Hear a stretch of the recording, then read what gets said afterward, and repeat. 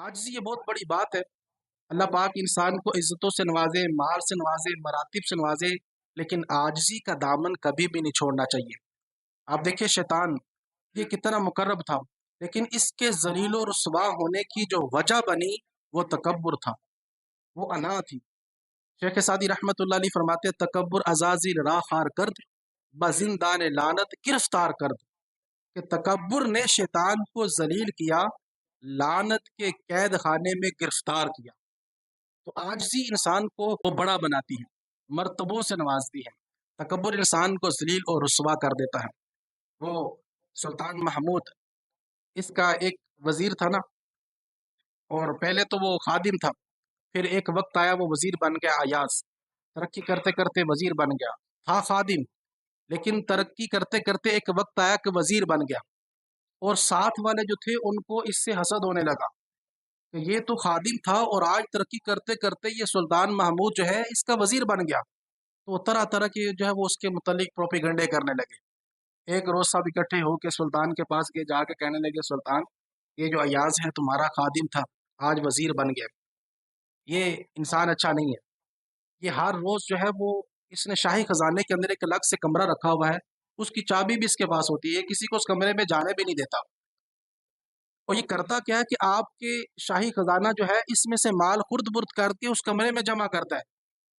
और अगर आपको इसका यकीन नहीं तो आप खुद जाके देख लें, उस कमरे की चाबी पास रखता है, किसी को उसमें जाने नहीं देता। तो जो सुल्तान था, सुल्तान महमूद, उसको तो यकीन था कि याज बहुत अच्छा इंसान है, वो उसको यकीन था। लेकिन खैर उनकी बात को रखने के लिए सुल्तान कहने लगा कि अब जब दोबारा उस कमरे में जाएगा तुम भी पीछे जाना और चेक करना कि ये क्या करता है।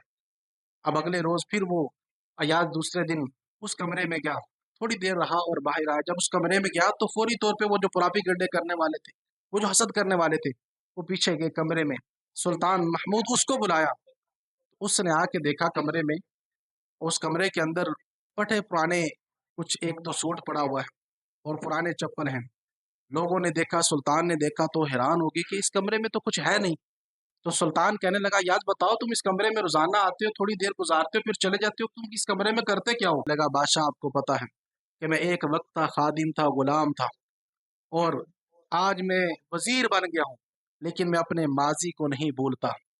ये दो तीन चीजें जो आपने इस कमरे में देखी हैं, ये मेरे पुराने चप्पल और पुराने कपड़े, ये पेबंद लगे हुए कपड़े, रोजाना इस कमरे में आता हूँ, इनको सामने रखता हूँ और देखता हूँ और अपने आप को समझाता हूँ कि अयाज एक वक्त था तू खादिम था, तू गुलाम था, तू मजदूर था, आज तू तरक्की करते हुए अगर वजीर बन गया तो तू अपने माजी को ना भूलना।